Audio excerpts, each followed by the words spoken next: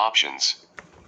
Looking at the options in the area, 2 attractions come to mind for an educational trip focusing on history, the Maritime Museum and Spec Hall. The first option, the Maritime Museum, tells the story of Liverpool as a port.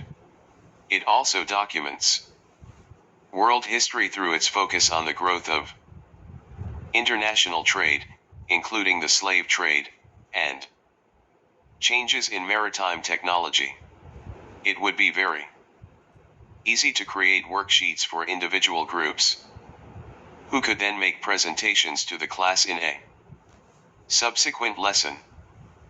The museum is easily accessible by local buses. The alternative, Spec Hall, provides a very well preserved snapshot of what life was like in the 16th century.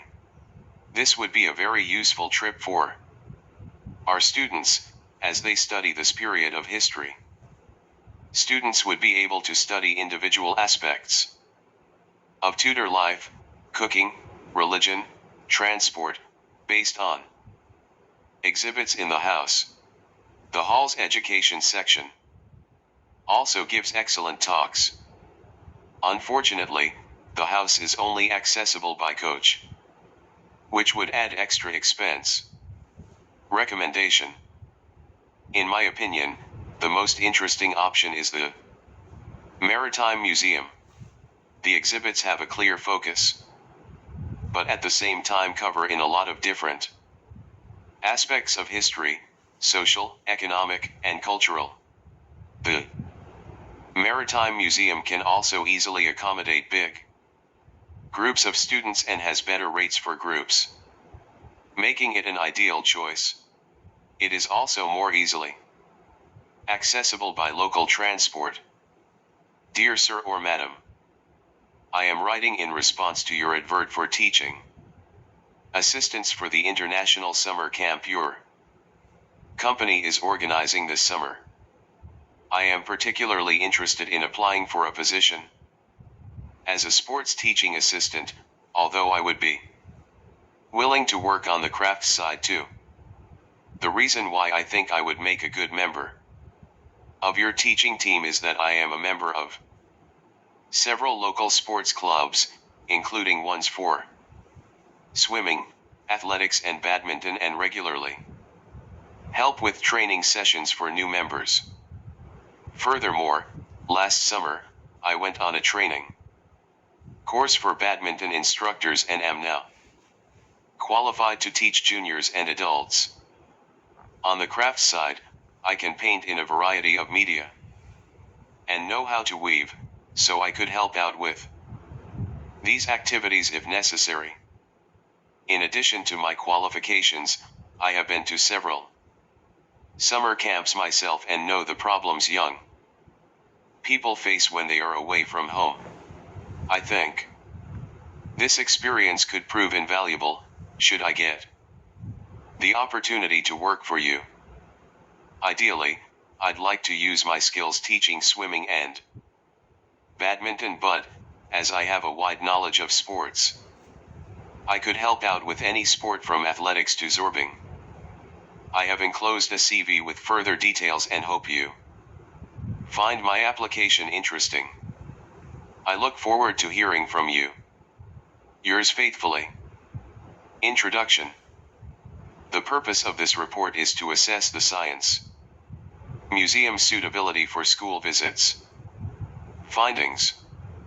The Science Museum is one of the largest of its type in the country. It was recently renovated, and many new exhibits have been installed which make the visitors experience a lot more hands-on. As a result, it is suitable for students with a range of learning styles. Range of exhibits. The museum covers physics, biology, natural history, and chemistry. The physics exhibits are particularly interesting and clearly demonstrate the principles and laws students will have come across in lessons, such as Archimedes' principle and Newton's laws on gravity. The natural history part of the museum contains the oldest exhibits. Many of them, such as the dinosaur bones, still maintain a fascination for students, even if they don't necessarily correspond to today's curriculum. In addition, there are many interesting exhibits on elements and chemical reactions. Educational workshops. The museum has an educational department, which is happy to work with teachers to come up with worksheets and workshops specific to a school's needs. The worksheets are a very high standard and they mean that any visit can reinforce and clarify information learned in class. Non-educational facilities. The museum has a room where students can eat their packed lunches and have pre- or post-visit talks and feedback. Furthermore, there is easy parking for coaches and wheelchair access for disabled students. Conclusion. The museum provides an exceptional opportunity for students to have an enjoyable and educational school trip, because of the outstanding facilities on offer.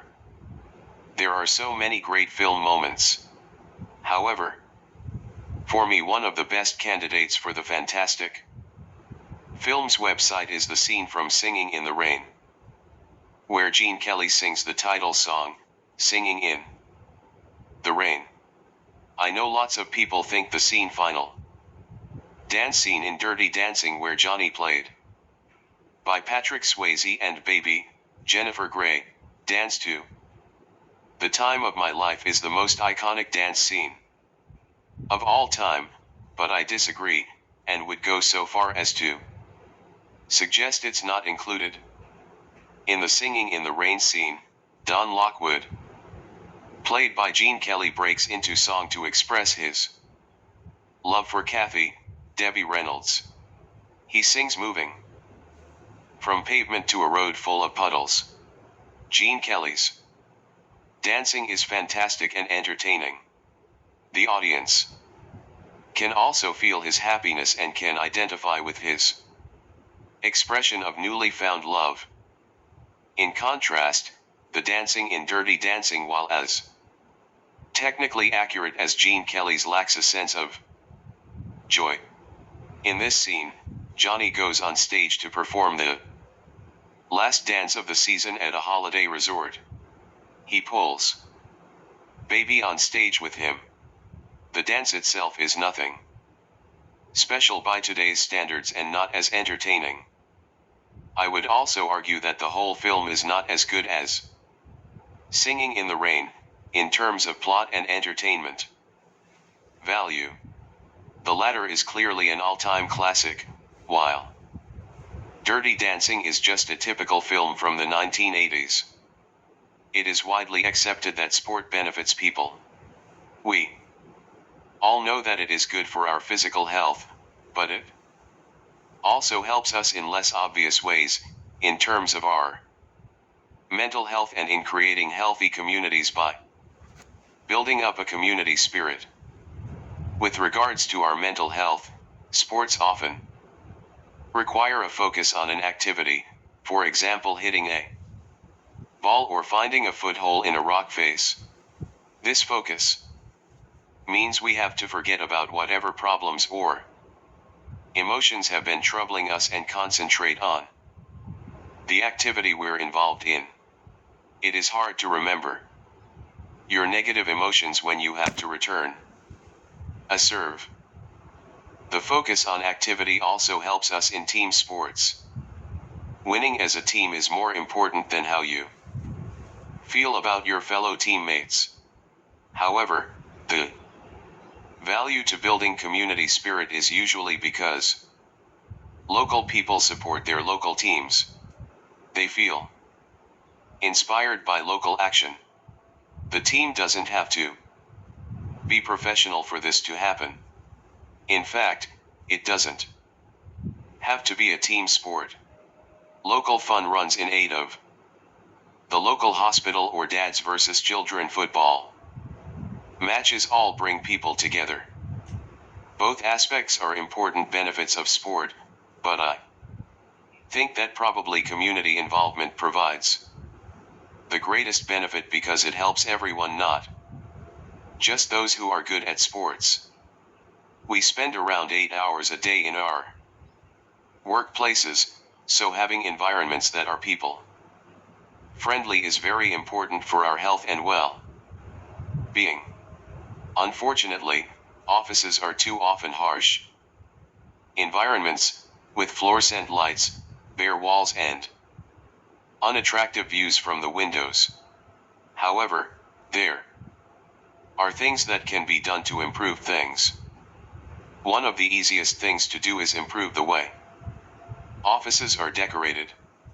Humans react to colors in either positive or negative ways, so painting the walls in colors that improve our mood and help make us feel cheerful towards others would be a great help. In addition, paintings or murals can make the walls look more interesting and reduce the bleakness of large areas of wall space. In addition to improving the decoration, tackling poor light and ventilation helps people feel better. In gloomy offices where there is little fresh air, people often get frequent headaches and generally feel ill, so going to work becomes detrimental to their health. Daylight balanced bulbs and improved air circulation not only reduce these problems, but also increase workers' productivity. Although improving all three factors is important, I think improving the light and ventilation are probably the most important, because the detrimental effect of poor light and poor air is more significant than the effect of looking at boring walls all day. This essay looks at the question of what to do with old buildings that have lost their use, for example old churches that no one goes to or banks which have closed. There is a range of options, and to some extent the ideal solution will depend on the building in question, but two of the main possibilities are to demolish them or convert them into flats. Looking at demolition first, it is easy to see that if buildings are demolished, the space they leave can be redeveloped into anything, an attractive square with a garden, where people can meet and enjoy local open space, or a new building for a new activity the area and community needs. With regards to the latter, this could be housing or a business use. On the other hand, converting old buildings into flats is also an attractive proposition. Much of our history is contained in buildings, and we can learn about our neighborhoods past from learning about the former use of buildings. Furthermore, old buildings often have more character than new builds and create more attractive, people-friendly spaces. The downside is they are often expensive to refurbish, and the layout of something like a church or office block may not be easily adapted into flats. From my point of view, I think conserving old buildings is the most effective way of using public buildings, as long as the building itself is attractive. Old buildings embody the history of the area, in contrast to new builds are often bland and characterless.